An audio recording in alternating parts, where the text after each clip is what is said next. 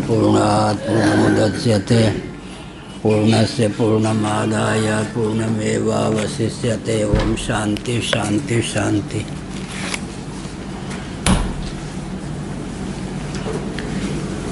हे राम, सबका भला हो।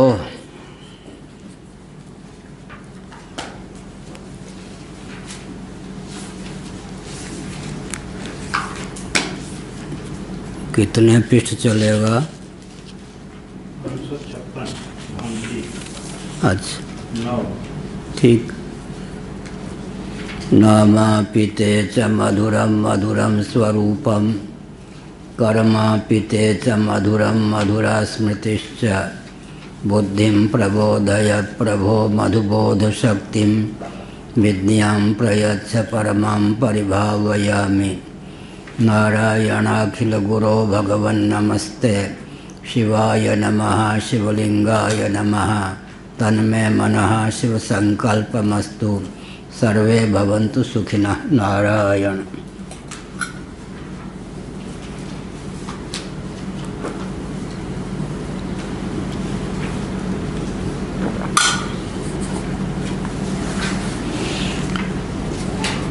ब्रह्मसूत्र 219 भामती टीका। सिद्धांत सूत्रम न तो दृष्टांत भावात्। यह जो 9वां सूत्र है सिद्धांत है, पूर्व पक्ष नहीं उत्तर पक्ष है। न तो दृष्टांत भावात्, या नहीं कह सकते कि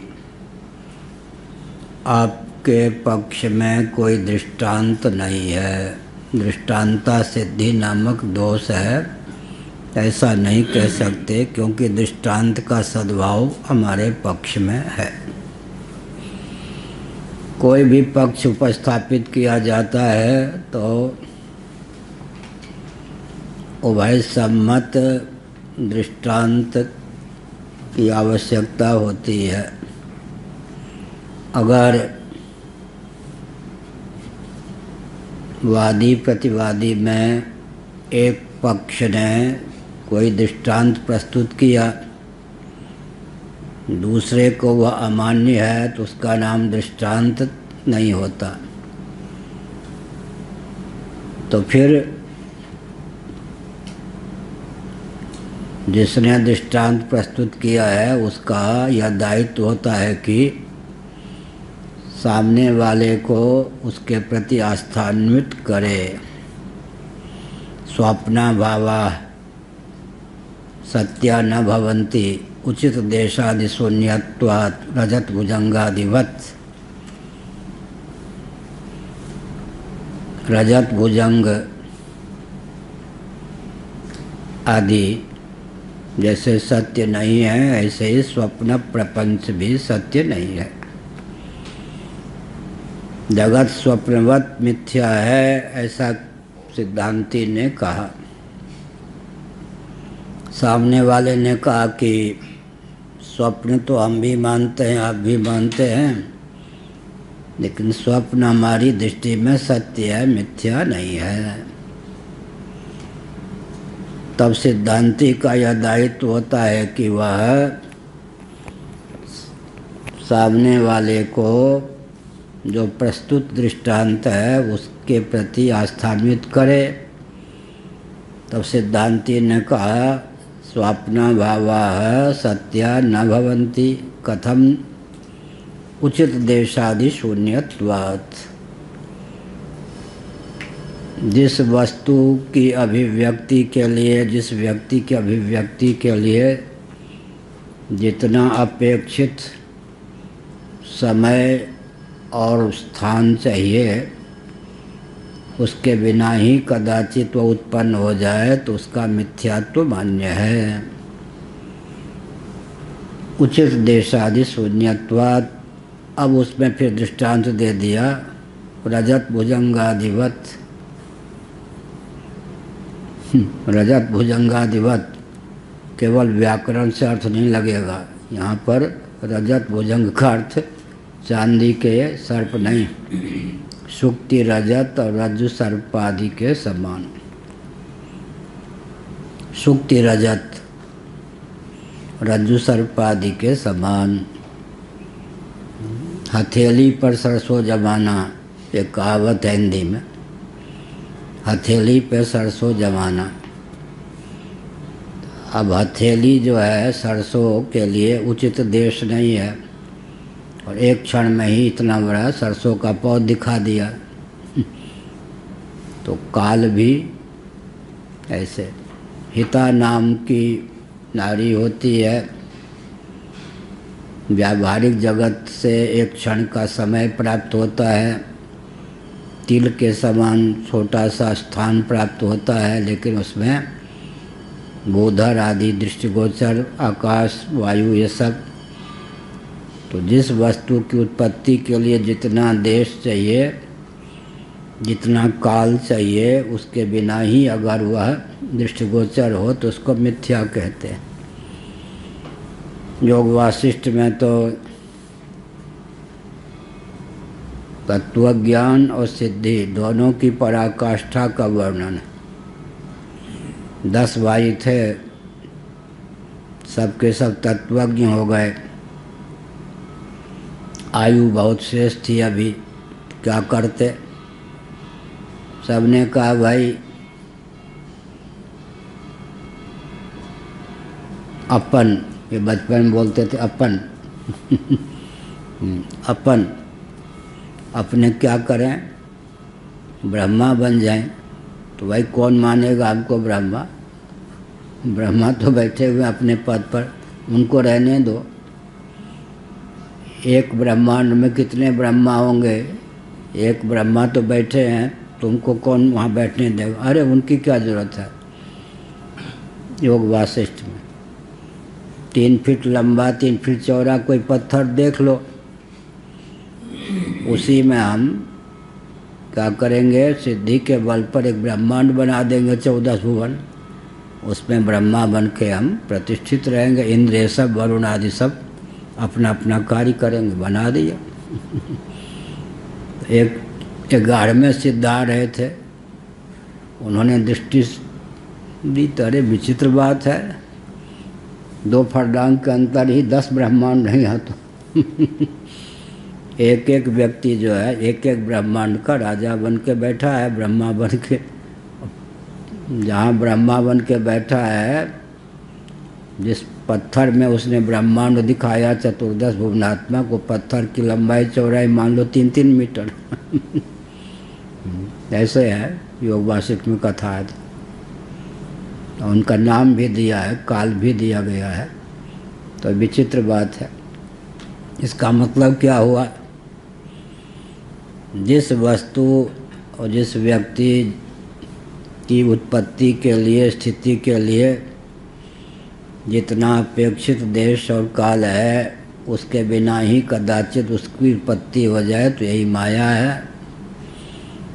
तो यहाँ पर कहा कि हम ऐसा दृष्टांत देंगे जो तुम्हारे गले सुगमता पूर्वक उतर जाए, तुम मान लो हमारे पक्ष में दृष्टांत का भाव है, अभाव नहीं। ना विभाग मात्रम लयोपि तो कारणे कार्यस्य विभागस्तत्र च तद्धर्मारूषणे संति शास्त्रम दृष्टान्तः।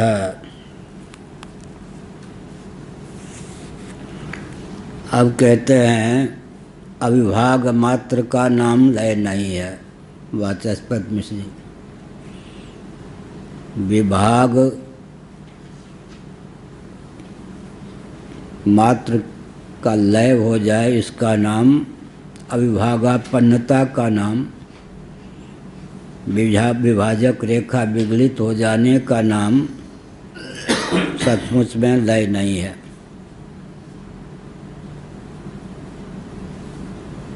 तब कारणे कार्यस्य अविभागः, कारण में कार्य का अविभाग हो तब लय माना जाता है। लय सन्निकट निर्विशेष लय स्थान होता है, वह उपादान होता है। सन्निकट निर्विशेष, मुख्य उपादान वही होगा, मुख्य लय वही होगा जो सन्निकट निर्विशेष में जाके समा जाए। विभाग का विलोप तो होगा, लेकिन विभाग के विलोप मात्र का नाम लय नहीं होगा, कारण भावापत्ति का नाम लय होगा। कारणे कार्यस्य अविभागः, कारण में ही कार्य का विभाग विगलित हो सकता है, इसी का नाम लय है। तत् च तद्धर्मारूपणे सन्ति सहस्रम दृष्टान्ता। फिर क्या होगा?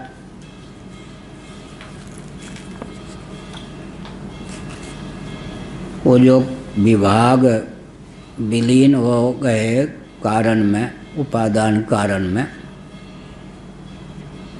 तब उनके गुण दोष जो भी थे वे सब विगलित हो गए। पृथक से कोई गुण दोष की प्राप्ति प्रतीति नहीं हुई। और पते की बात यह है कि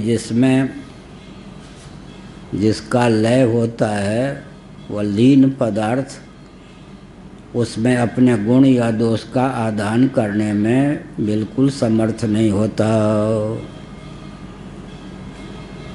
दूषित या भूषित करने में समर्थ नहीं होता।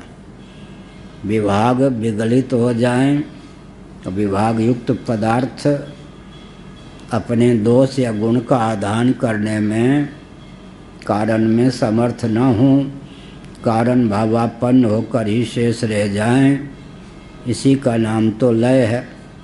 यह कहा सन्ति सहस्रम दृष्टान्ताः, एक दो नहीं, दृष्टांत का काल नहीं, हमारे पक्ष में तो हजारों दृष्टांत हैं। तब तो कारणे कार्यस्य लये कार्य धर्म रूपणे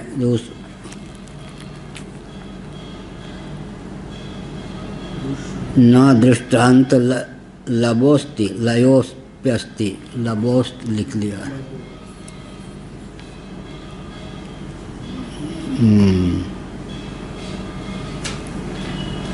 लब ठीक है, दृष्टांत का लब भी नहीं। तो सार ये हुआ कि सांख्यवादियों सावधान, तुम्हारे यहाँ तो कोई भी दृष्टांत नहीं है, एक भी नहीं, जिसके बल पर तुम जिस बात को लेकर अरे हो उस बात को सिद्ध कर सको। हमारे यहाँ हजारों दृष्टांत हैं, इसलिए तुमको मुक्की खानी पड़ेगी, यह अभिप्राय। कार्य विलीन होकर अपने कारण को अपने धर्मों से युक्त कर देता है। तुम्हारा जो यह मत है, इस मत की सिद्धि में तुम्हारे पक्ष में कोई दृष्टांत नहीं है, हमारे पक्ष में हजारों दृष्टांत हैं। तो दृष्टांता नामक सिद्धि, दृष्टांता सिद्धि, दृष्टांत की असिद्धि नामक दोष तुम्हारे पक्ष में है, हमारे पक्ष में नहीं है।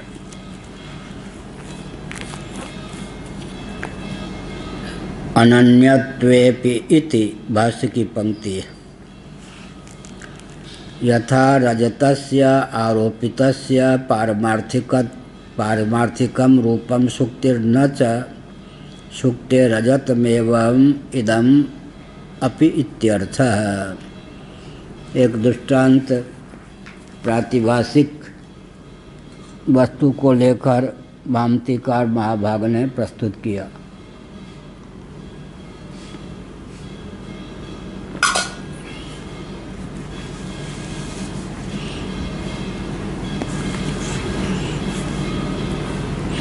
रजतस्य आरोपितस्य पारमार्थिकम रूपम शुक्तिर्न च शुक्ते। रजत क्या हुआ? रजत माने चांदी। कौन सी चांदी? आरोपित किसमें? शुक्ति में। शुक्ति माने सीपी। पारमार्थिकम रूपम शुक्तिर्न च शुक्ते रजतमेव इदम अपीत्यर्थ। इसका अर्थ क्या हुआ? यह सीपी है न कि चांदी।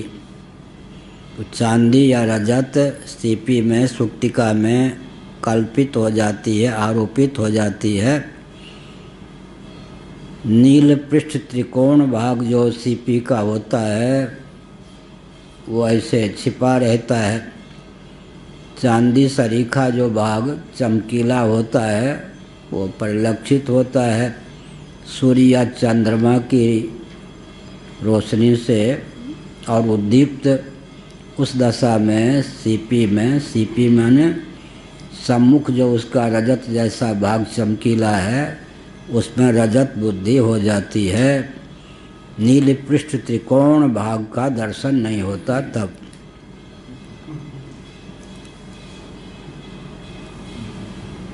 पारमार्थिकम रूपम सुक्ते न चत सुक्ते रजतमेवम इदम अपीत्यर्थ।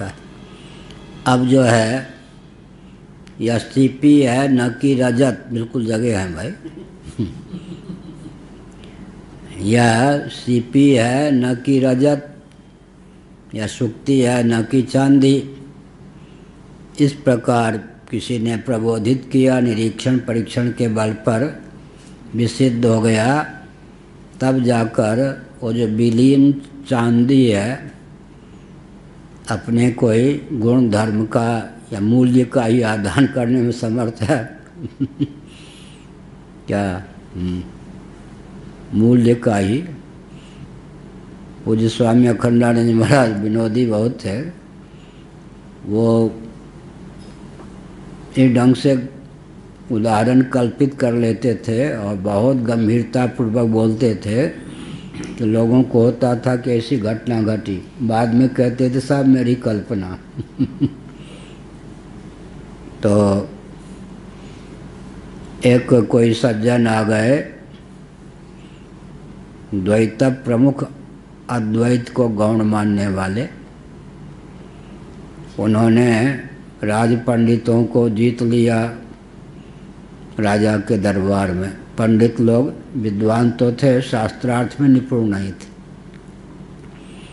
क्या बहुत विचित्र बात। कुछ गुरुदेव को लेकर मैं सोच रहा था, पढ़ाने में भी दक्ष, लिखने में भी दक्ष, बोलने में भी दक्ष, शास्त्रार्थ में भी दक्ष, संयम इत्यादि साधुता में भी पराकाष्ठा, और संघर्ष मान बिंदु पर कैसे उंगली उठ जाए, एक व्यक्ति में इतने गुण का होना बहुत कठिन। प्रभुदत्त ब्रह्मचारी जी महाराज लेखक बहुत ऊंचे थे, बहुत ऊंचे लेखक थे बोलने में। और राम सुखदास जी बोलने में बड़े निपुण थे, लेखक नहीं। दो राजस्थानी युवक जो कलकत्ता में रहते थे, अब दिखाई नहीं पड़े, वृंदावन में दिखाई पड़ते, कभी कोई आते थे, उनको अपना भाव बता देते थे, वही उनकी ओर से लिखते थे। जयदयाल गोविंदका जी के नाम पर भी जो तत्ववेचनी टीका है उन्हीं युवकों के द्वारा लिखी हुई। हमारा अभिप्राय ये है, वो समझ लेते थे, वो लिख देते थे, वो निपुण थे, दोनों वैश्य बालक थे राजस्थान परंपरा। तो क्या हुआ, कोई बोलने में निपुण है तो लिखने में नहीं, कोई लिखने में निपुण है तो बोलने में नहीं, कोई लिखने बोलने दोनों में निपुण है तो शास्त्रार्थ में निपुण नहीं, कोई तीनों में निपुण है तो पढ़ाने में निपुण नहीं। वक्ता बहुत थे लेकिन पढ़ाने की क्षमता नहीं थी, ये भी मैंने देखा। और लिखने में भी माहिर, बोलने में भी माहिर, शास्त्रार्थ में भी माहिर, पढ़ाने में भी माहिर, तो एक छींक मार दे तो घर में भग जाए।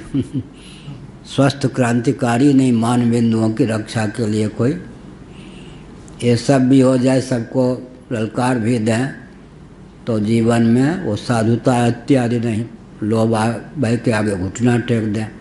अब एक व्यक्ति में सारे गुण हो जाए, मान बिंदु पर आघात सह न सके, लोभ भय के आगे झुक न सके, पढ़ाने में भी दक्ष, दास साधुता, त्याग तप में भी दक्ष, लेखक भी बहुत ऊंचा, वक्ता भी बहुत ऊंचा, पढ़ाने में भी दक्ष, शास्त्रार्थ में भी दक्ष, भगवान की बड़ी कृपा। यहाँ पर कहा तुम्हारे यहाँ क्या होगा, सीपी का ज्ञान हो गया, प्रातिभाषिक रजत का बाद हो गया, बाधोत्तर सीपी मात्र होकर ही वो रजत शेष रह गई। अब वो जो रजत है कल्पित चांदी शेष रह गई क्या? चांदी सीपी के रूप में शेष रही, अपने किसी गुण धर्म मूल्य इत्यादि का आधान करने में समर्थ नहीं हुई। नायम सर्पो रज्जुरियम, यह सर्प नहीं यह तो रस्सी है, इसका ठीक ठीक ज्ञान हो गया। निरीक्षण परीक्षण प्रकाश आदि के माध्यम से भी देख लिया कि रस्सी ही है। अब सर्प जो है किसी प्रकार का लेप चेप दूषण आदि रज्जु में स्थापित कर दे या नहीं, उस सर्प को छूने पर, माने भूतपूर्व सर्प रज्जु को छूने पर कोई विष चढ़ जाएगा, ये सब कल्पना नहीं कर सकते। क्या कह रहे? पंडित द्वारा दिया शास्त्रार्थ में। शास्त्रार्थ में पंडित जी जो थे दुर्बल थे, कहाँ राज पंडित, अद्वैती होने पर भी वो द्वैत प्रधान अद्वैती जो थे उन्होंने सिद्ध कर दिया सुक्ति रजत सत्य है।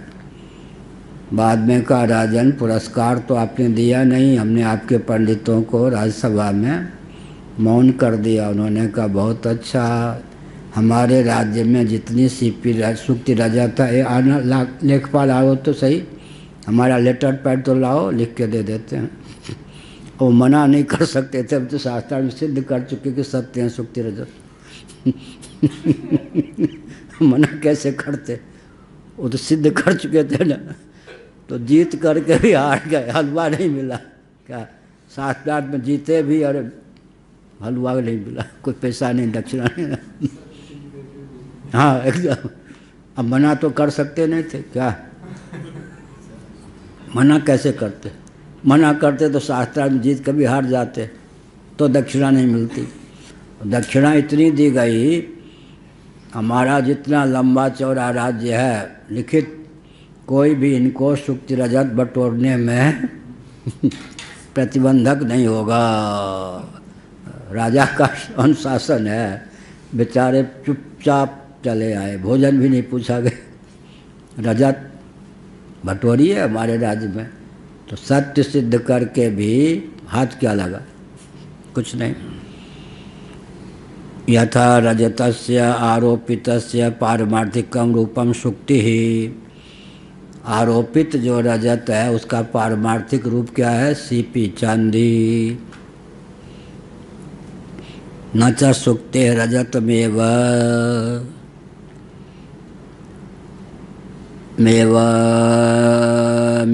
मेवमिदमपीत्यर्थः। यह है रजत की सुक्ति रूप का सिद्ध है। सुक्ति माने सीपी की रजत रूपता सिद्ध नहीं। प्रातिभाषिक स्थल के समान ही यहाँ भी देखना चाहिए, कार्य प्रपंच की ब्रह्म रूपता सिद्ध है, ब्रह्म की कार्य रूपता सिद्ध नहीं। कारण की कार्य रूपता सिद्ध नहीं होती, कार्य की कारण रूपता सिद्ध होती है। कार्य का लय कारण में हो सकता है, कारण का लय कार्य में हो जाएगा तो बस आगे का तो सारा काम ही चौपट हो गया। कारण में कार्य का लय होता है और लीन जो कार्य होता है अविभागापन्न होकर अपने गुण दोष का आधान कारण में करने में समर्थ नहीं होता, यह अभिप्राय।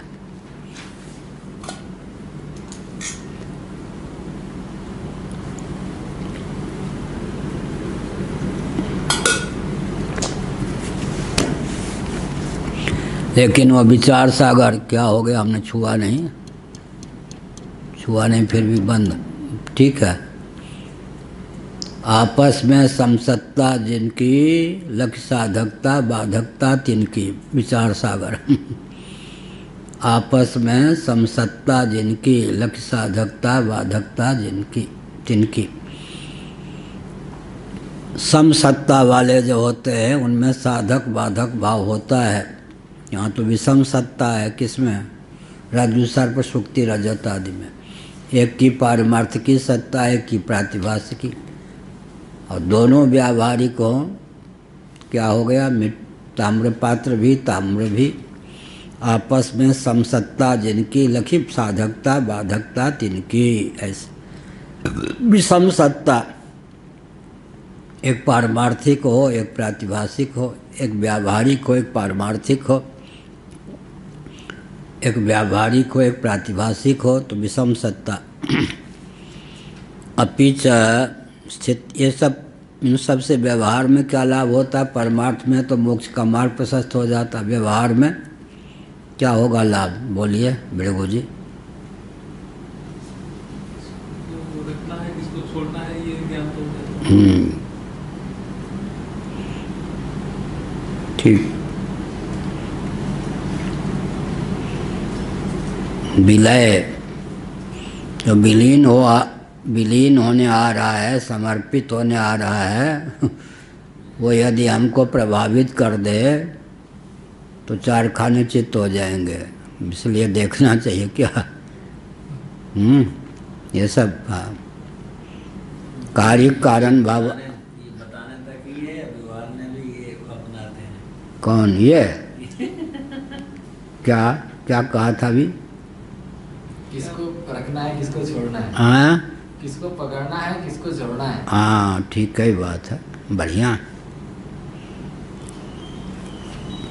व्यवहार में भी इन सब ज्ञान विज्ञान का जो हमारे पूर्वज क्या करते थे? प्रयोग करते थे, अजेय रहते थे। ये जो पठन पाठन की शास्त्रीय परंपरा विलुप्त हो गई ना, इससे बहुत कठिनाई ये हुई कि संस्कृत वालों के लिए 5 जीविका के क्षेत्र छोड़ दिया अंग्रेजों ने, स्वतंत्र भारत के प्रधानमंत्रियों ने, शिक्षा मंत्रियों ने। कौन कौन? 5। संस्कृत का विद्वान होगा, कथावाचक हो जाएगा, एक जमन जी की तरह कर्मकांडी भी हो जाएगा, 2। तीसरा क्या होगा? अगर ज्योतिषी है तो हाथ वाथ देखने लगेगा, जनपत्री बनाएगा। वैद्य है तो दवा हुआ दे देगा, पुड़िया दे देगा। और क्या हो गया? अध्यापक हो जाएगा। संस्कृत वालों के लिए 5 दरवाजे हैं। वो भी हर व्यक्ति ज्योतिषी नहीं होता, हर व्यक्ति वैद्य नहीं होता, लेकिन अधिक से अधिक 5 दरवाजे हैं। अंग्रेजी वालों के लिए 50 दरवाजे खोल दिए जीविका के। अच्छा, फिर सम्मान का विषय अंग्रेजी वालों को बना दिया, संस्कृत वालों को बुद्धूक के रूप में घोषित कर दिया। और पंजाब आदि में कोई विद्यार्थी संस्कृत लेना चाहे तो फीस ज़्यादा देनी पड़ती हर प्रकार से, कि संस्कृत कोई पढ़ ही न पावे, कदाचित पढ़ जाए तो संस्कृति से दूर रहे। एक DCM हायर सेकेंडरी स्कूल में मैं विद्यार्थी था, किशनगंज दिल्ली। तो एक ही अध्यापक धोती पहनते थे, लेकिन जो अंग्रेजी पढ़ाने आते थे वो दैवयोग से बहुत पतली चोटी भी और धोती में भी, और जो संस्कृत पढ़ाने आते थे वो पेंट और टाई में। उनको ग्लानि थी कि कोई वो ये न समझ ले कि संस्कृत पढ़े लिखे। बड़ी विचित्र बात। संस्कृत पढ़ा लिखा व्यक्ति, प्रायः यहाँ के विद्यार्थी भी जाते हैं तो पेंट वेंट प्रकाश आदि 1-2 छोड़ के उनको अपने क्या वस्त्र इत्यादि में क्या आस्था नहीं होती। लोग हमको क्या न समझ लें, हमको कोई अरे गरे न समझ लें। तो सभ्यता की निशानी 20 वर्ष पहले बंगाल कलकत्ता आदि में हम लोग जाते थे तो कम से कम 80% व्यक्ति धोती में होते थे। अब शायद कोई धोती में दिखाई पड़े। दक्षिण भारत में वो जो अपने तहमत जैसे पहनते हैं 90% व्यक्ति, लेकिन अब 100 व्यक्ति में शायद कोई उनकी जो अपनी परंपरा प्राप्त स्थिति है धोती आदि वो कुछ नहीं। कितना स्वतंत्र भारत में उल्टा हो गया। अंग्रेज़ों के समय में चोटी वाले सब दिखते थे, अब तो क्या हो गया? 1000 व्यक्ति में कोई सिखा रखे तो बहुत कठिन काम। तो ये उल्टा हो गया, इसीलिए कहा यथा रजतस। तो क्या हुआ? आरोपित पदार्थ जो हैं अपने उपादानात्मक अधिष्ठान में विलीन होकर के किसी प्रकार के गुण दोष का आधान नहीं कर पाते। यथा रजतस्य आरोपितस्य पारमार्थिकम रूपम सुक्तिर् न च सुक्ते रजतमेवं इदमपीत्यर्थः। अपि च स्थित्युत्पत्ति प्रलय कालेषु त्रिष्वपि कार्यस्य कारणात् अभेदम् अभिदधति श्रुति अनतिशंकनीया। ये कहा, चाहे स्थिति की परिस्थिति हो, चाहे उत्पत्ति की, चाहे प्रलय की स्थिति हो, उत्पत्ति स्थिति प्रलय तीनों कालों में तिस्वपि कार्यस्य कारणात् अभेदम अभिदधति श्रुति। कार्यस्य कारणात् अभेदम, कार्य का कारण से अभेद दर्शाती है श्रुति। बिल्कुल, चाहे पूजन का समय हो, चाहे पाठ का समय हो, हाँ क्या, चाहे प्रवचन का समय हो, तीनों कालों में सुसुप्ति का महत्व बताती है श्रुति। देखिए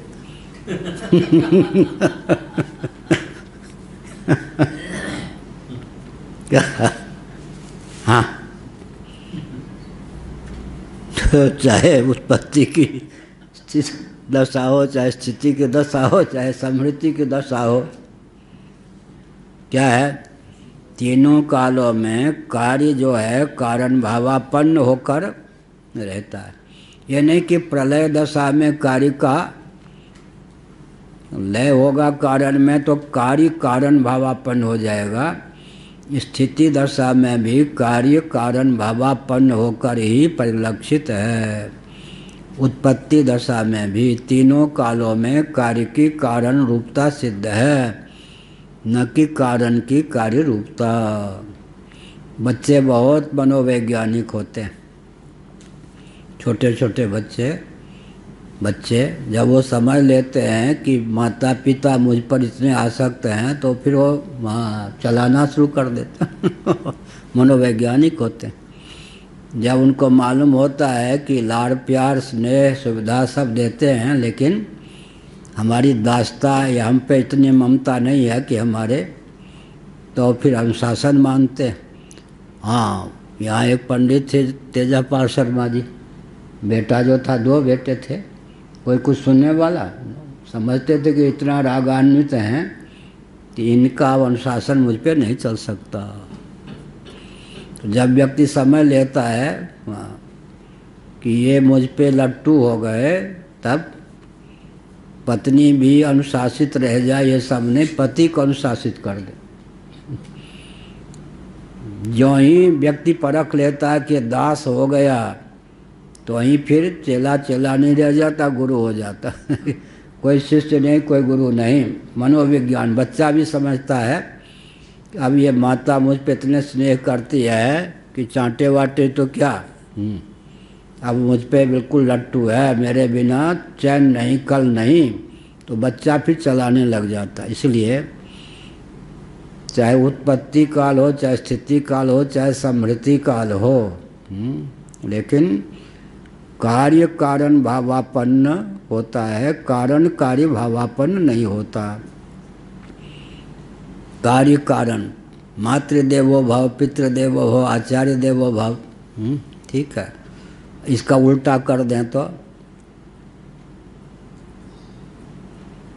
क्या, पुत्र को देवता समझ के उनका अनुगमन करो उसका,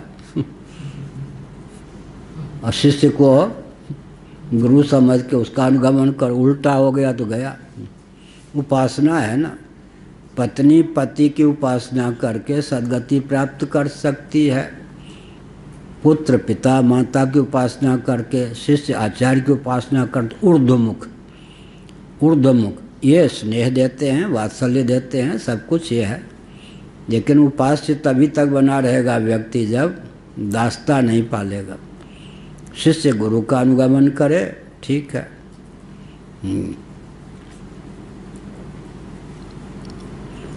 हमारे पूर्वाचार्य जी बहुत भोले वाले थे। जगन्नाथ स्वामी नयन पथगामी भवतु में जगन्नाथानंद जी को, जगन्नाथानंद जी कमरे में होते तो इस पंक्ति से बुलाते थे। अब जगन्नाथानंद जी ने समझ लिया, फिर तो क्या कहना। हाँ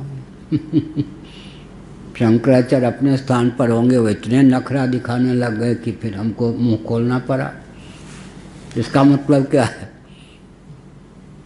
शिष्य भी, बहुत विचित्र बात है, वो दिल्ली में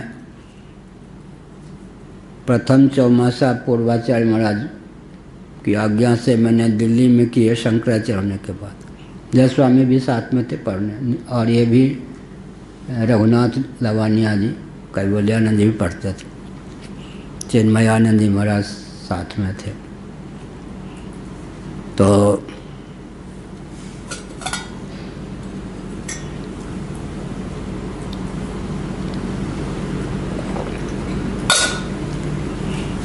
हम 2 समय प्रवचन करते थे, एक समय पढ़ाते थे।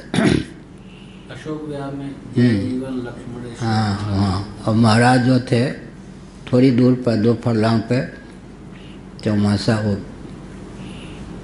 एक निर्णय, एक बार गीता पर प्रवचन था, एक बार से रामायण पे था, पढ़ाते थे। एक निर्णय मैंने जज स्वामी को पूछे बिना ले लिया। जज स्वामी ने हठपूर्वक उसको निरस्त कर दिया। गीता का महत्व है, उसको बाद में क्यों रखा? तो हम समझ गए वो किसी से राय लो तो धीरे धीरे राय देने वाला समझता है इस विषय में राय नहीं ली तो मानो निरस्त करवा देगा। ये भी होता है। तो इसीलिए लिखा है महाभारत में, राजा अपने विवेक से निर्णय ले, जहाँ पर परिस्थिति जटिल हो वहाँ राजमंत्री आदि से राय भी ले, अथवा उनको प्रशिक्षित करने के लिए राजा, ताकि वो राय देने योग्य हो जाए। और हर बात में राय लेंगे तो वो चेला नहीं रहेगा, वो ऐसे टांग अड़ा देगा कि 4 खाने गुरु को चित्त कर देगा। वो समझ जाता है कि हमारा अधिकार है, राय के नाम पर हम आज्ञा देने वाले बन जाएंगे। तो हमने सोचा वो देखो मन कैसे, गीता का पहले कैसे बाद में कैसे रखा, गीता का प्रातः काल, गीता के आगे रामायण क्या चीज़ है। लोग तो हमने समझ लिया, हमने कहा अच्छा ऐसे ही हो जाए। चलने नहीं थे पाठ, तो हमने सोचा वो हो बड़ी मुसीबत है। क्या? इसीलिए कहा कारण भावापन्न होता है कार्य, चाहे उत्पत्ति की स्थिति हो, चाहे स्थिति की स्थिति हो, चाहे संहार की स्थिति हो।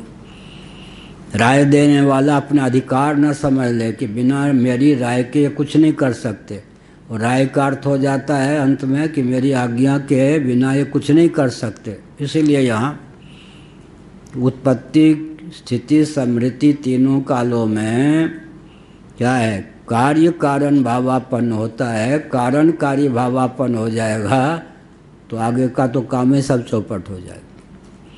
कारण का लय कार्य में नहीं, कार्य का लय कारण में होता है। लय का अर्थ है कार्य कारण भावापन्न होकर शेष रह जाए। अपि च स्थित्युत्पत्ति प्रलय कालेषु त्रिष्वपि कार्यस्य कारणात् अभेदम अभिदधति श्रुतिः अनतिशंकनीया सर्वैरेव वेदवादिभिः तत्र स्थित्युत्पत्त्योर्यः परिहारः सप्रलयेऽपि समानः कार्यस्य अविद्यासमारोपितत्वं नाम तस्मान्नापीति मात्रमनुयोज्यम् इत्याह। अब भामतीकार जी कहते हैं कि आपने, शंकराचार्य ने कहा ये तो बहुत स्वल्पाक्षेप किया। क्या स्वल्पाक्षेप किया?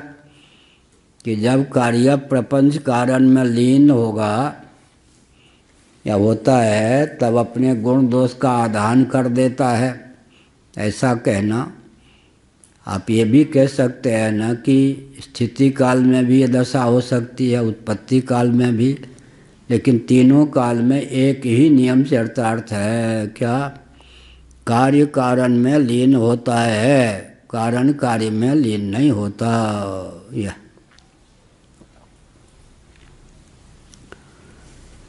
अपि च स्थित्युत्पत्ति प्रलय कालेषु त्रिष्वपि कार्यस्य कारणात् अभेदम अविदधति श्रुति। ऐसे श्रुति विधान करती है। अनतिशंकनीया, इसमें कोई शंका की गुंजाइश आवश्यकता नहीं, बेखटके शाश्वत सिद्धांत है। सर्वैरेव वेदवादिभिः तत्र स्थित्युत्पत्त्योर यह परिहारः। जितने वेदवादी हैं, स्थिति और उत्पत्ति की दशा में जो परिहार है, वह परिहार ज्यों के त्यों उसी अस्त्र का प्रयोग समान वाच्य युक्ति से प्रलय काल में भी करते हैं। जिस प्रकार स्थिति की दशा में, उत्पत्ति की दशा में कार्य प्रपंच कारण भावापन्न होकर ही शेष रहता है, स्थित रहता है, उसी प्रकार प्रलय दशा में भी कार्य प्रपंच कारण भावापन्न होकर ही शेष रहता है। अत्यल्पम से अयमुच्यते इति,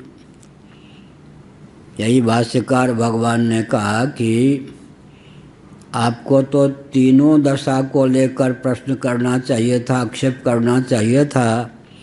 प्रलय को लेकर ही आक्षेप क्यों किया? तीनों दशा में एक ही स्थिति है। कौन सी स्थिति? उत्पत्ति हो तो, स्थिति हो तो, समृद्धि हो तो कार्य कारण भावापन्न हो जाता है, कारण कार्य भावापन्न नहीं होता। तभी उत्पत्ति स्थिति समृद्धि की कहानी चरितार्थ है। कारण ही कार्य भावापन्न हो जाए तो ताम्र धातु से विनिर्मित जो पात्र है वो ताम्र भावापन्न हो, ठीक ही है, उत्पत्ति काल में, स्थिति काल में, संहार काल में। अब वो ताम्र धातु ही हो जाए पात्र में विलीन, तो काम कैसे चलेगा? कार्याकार होने पर भी कारण अपने अस्तित्व को नहीं छोड़ता। कार्य ही बल्कि कारण से तादात्म्यपन्न होकर शेष रहता है, यह अभिप्राय।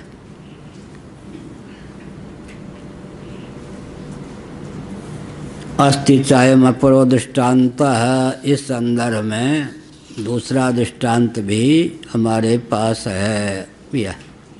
यथा स्वयं प्रसारितया मायया, कहा भाष्यकार भगवान ने। स्वयं ही प्रसारित मायावी जो होता है, माया चमत्कृति दिखाता है, माया का खेल दिखाता है, माइक प्रपंच की रचना करता है। दर्शक तो विमोहित हो सकते हैं, लेकिन मायावी ही अपने माया के चपेट में आ जाए तो मायावी कैसा? नट से, तुलसीदास जी ने कैमित का न्याय से कहा, क्या? नट सेवक न व्यापई माया। नट का सेवक भी नटकृत कपट विकट खगराया, नट सेवक न व्यापई माया। ये सब पढ़ के तुलसीदास जी ने लिखा। रामायण का अर्थ लगाना बड़ा कठिन। इतिहास भाग तो छोड़ दें, मान लो दर्शन भाग जितना उनका है, कथा भाग और दर्शन भाग, उसको तो नाना पुराण निगमागम सम्मतम यत् रामायणे निगदितम क्वचिदन्यतोपि। इन सब ग्रंथों का, जिन जिन ग्रंथों का अध्ययन अनुशीलन करके तपोबल से, मेधा की प्रगल्भता से तुलसीदास जी ने रामचरितमानस की रचना की, उन सब ग्रंथों का आजकल रामायणियों को अध्ययन ही नहीं है। तो फिर गाओ बजाओ नाचो, अधिक से अधिक कथा भाग भी अब नहीं कह पाते। तो दर्शन को हृदयंगम कराने के लिए आख्यायिका और इतिहास का वर्णन होता है। क्या है? दर्शन को हृदयंगम कराने के लिए 24,000 श्लोकों में मूल महाभारत है। आजकल अलग से उपलब्ध नहीं है। इसी महाभारत में 24,000 श्लोक हैं। कहाँ लिखा है? महाभारत में। हमने राधेश्याम खेमका जी कल्याण के संपादक को बताया तो आश्चर्य से हमने कहा महाभारत ही में लिखा। 3 संस्करण, एक संस्करण में 24,000 श्लोक मूल। वो केवल सिद्धांत परक, केवल सिद्धांत परक अगर दृष्टांत इतिहास आख्यायिका को जोड़े बिना सिद्धांत भाग का ही निरूपण कर दें तो कठिन। गीता कठिन क्यों है? कृष्णार्जुन संवाद तो है, दृष्टांत भी बहुत कम है। पद्मपत्र मीमांसा भाषा आदि, सिद्धांत भाग बहुत है, नाम है, बात ठीक ही है। अर्जुन ने पूछा, भगवान ने बताया, लेकिन वहाँ पर युद्ध आदि का कुछ वर्णन नहीं है। पहले अध्याय में तो विषाद के प्रसंग में है, तो वो इसलिए गीता कठिन है। इसका मतलब पूरी गीता को समझने के लिए पूरा महाभारत पढ़े तब गीता पूरी ठीक ठीक समझ में आवे। हमने राम सुखदास जी को कहा था कि गीता की व्याख्या टीका टिप्पणी आदि से तो देखनी चाहिए, स्वयं महाभारत से करने चाहिए। गीता में जितने दार्शनिक तथ्य हैं सबकी व्याख्या महाभारत में अन्यत्र मिल जाते हैं। महाभारत के आधार पर ही गीता की टीका की जाए तो इसका उन्होंने क्या किया, इसको ले लिया मन में। तो उनके जो वो है साधक संजीवनी टीका गीता पर इतनी मोटी, वो हम तो भाष्य आदि पढ़ते रहते, हमको समय नहीं इधर उधर की कोई पुस्तक पढ़ें। और भाष्य इत्यादि में जिसका मन रम जाता है वो फिर इधर उधर की पुस्तक में उसका मन रमता भी नहीं। लेकिन हमने 2-4 पेज जो देखा, हमारे सारे सुझाव का उन्होंने पालन किया, इन सब सुझावों का। गीता के 18वें अध्याय पर संगति हमारी बताई हुई थी, वो उसका अनुपालन उसमें है। ये भी महाभारत से ही गीता के जितने दार्शनिक स्थल हैं महाभारत में उनकी व्याख्या विस्तार पूर्वक। महाभारत के आधार पर कोई गीता की व्याख्या करेगा तो बहुत महत्वपूर्ण व्याख्या होगी। इसी प्रकार से यहाँ कहा, क्या कहा, मायावी को लेकर।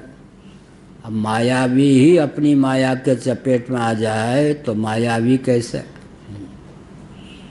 माया मायावी तिस्वपि कालेषु न संस्पृश्यते, पहली पंक्ति भाष्य की 558 वही कहा।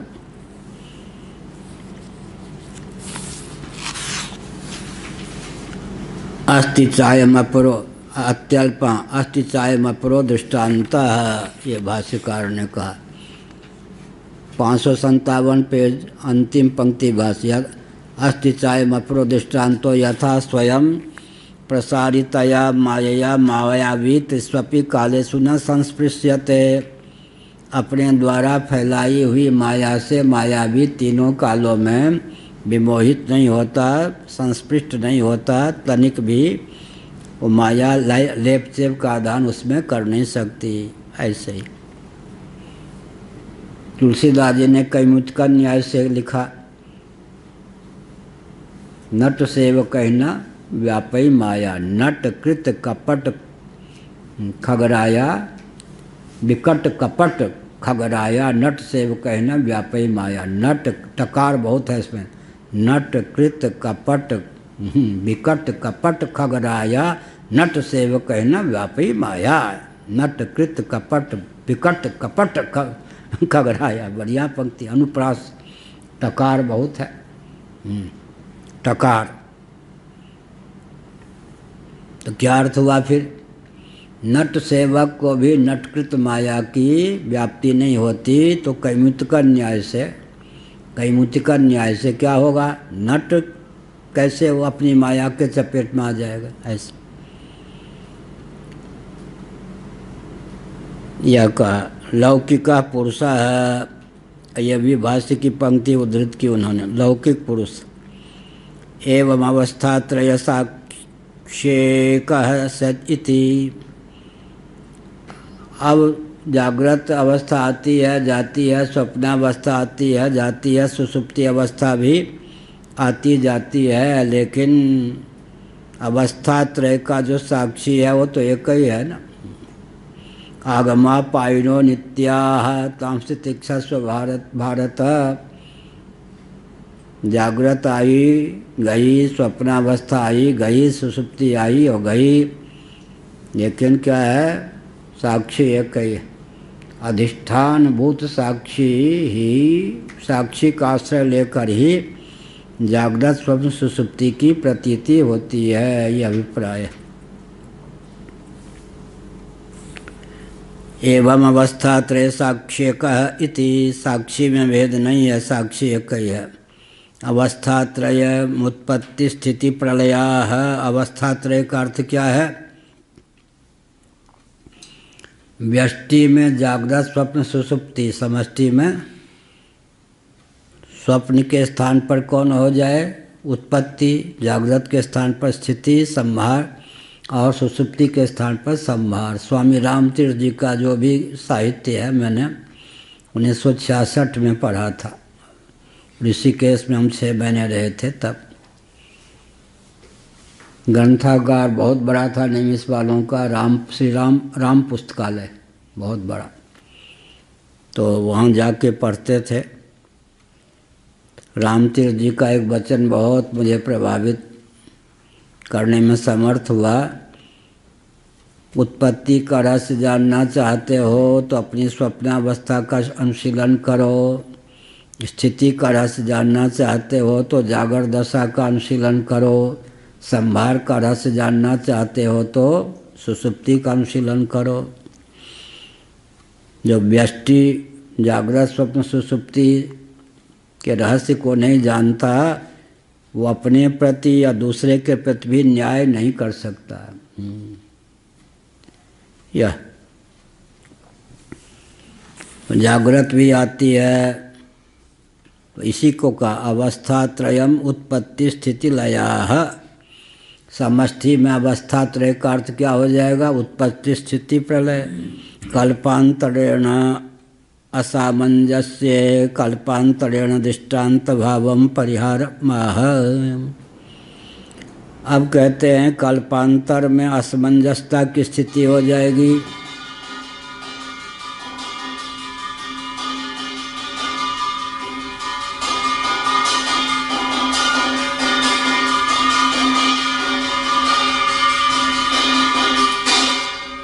कल्पांतर में असमंजसता की स्थिति क्या होगी? अगर कार्य प्रलय दशा में सचमुच में कारण भावापन्न ही हो गया, पृथक से विभाग संपन्न नहीं रहा, गुण दोष का आदान करने में समर्थ नहीं हुआ, बचा ही नहीं, तो आगे उत्पत्ति कहाँ से होगी? उत्पत्ति कहाँ से रही? बीज का ही मानो विलोप हो गया, कल्पांतरेण हो गया। कल्पांतरेण सामंजस्य कल्पांतरेण दृष्टांत भावम परिहारमाह कहते ही है। इसका मतलब क्या है? लय हो जाने पर भी, अविभागापन्न हो जाने पर भी, यही माया की चमत्कृति है कि मायावी भगवान यथा पूर्व आकाश वायु तेज जल पृथ्वी सन्निकट निर्विशेष से सन्निकट सविशेष की उत्पत्ति कर देते हैं, और संपूर्ण जीव क्लेश कर्म विपाक आशय से अपरामृष्ट होकर भगवत भावापन्न ब्रह्म भावापन्न होकर ही शेष रहते हैं महाप्रलय में। लेकिन फिर वो अपनी अपनी क्षमता वासना कैवल्य मोक्ष के बाद जिनका विलय नहीं होता, वो सब अपनी अपनी वासना के अनुसार यथा पूर्व फिर प्रकट हो जाते हैं। इसी प्रकार से सब प्रकट हो जाते हैं। अकृतार्थ प्राणी जो महाप्रलय की दशा में मुझसे एक ही भूत होकर लीन थे, वे सब अपनी क्षमता वासना के अनुसार क्लेश कर्म विपाक आशय से संपन्न होकर प्रकट होने योग्य हो जाए, भगवान फिर यथापूर्व प्रकट कर देते हैं। प्रकट फिर कौन नहीं होता? जो मिथ्या ज्ञान का अपनोदन करके ब्रह्म में विलीन होता है। उसके अतिरिक्त जिनको जिनको कैवल्य मोक्ष नहीं प्राप्त हुआ और ब्रह्म में विलीन हो गए, वो फिर से प्रकट हो जाएंगे। अर्थात महाप्रलय के बाद जो भगवान का संकल्प होगा, वो संकल्प ऐसा करेगा कि जैसे सुषुप्ति में कर्मेंद्रियां, ज्ञानेंद्रियां, अंतःकरण इन सब का लय हो जाता है, लेकिन फिर वही संस्कार, वही स्वभाव, वही प्रभाव सब की अभिव्यक्ति हो जाती है। वही कर्मेंद्रियां, वही ज्ञानेंद्रियां, वही अंतःकरण, ऐसे वही स्वभाव। जैसे कहा था चींटे, ये सब सुषुप्ति में चींटी चींटी रहती है क्या? सद्भावापन होकर शेष मक्खी, मच्छर, उल्लू, मयूर, क्या हंस, बगुला, सुषुप्ति में तो सब के सब सद्भावापन्न होकर, लेकिन फिर क्या हुआ? व्यवहार दशा में उल्लू जिसका स्वभाव जैसा सब वैसे प्रकट हो जाते। ओम पूर्णमदः पूर्णमिदं पूर्णात् पूर्णमुदच्यते पूर्णस्य पूर्णमादाय पूर्णमेवावशिष्यते। ओम शांति शांति शांति। जय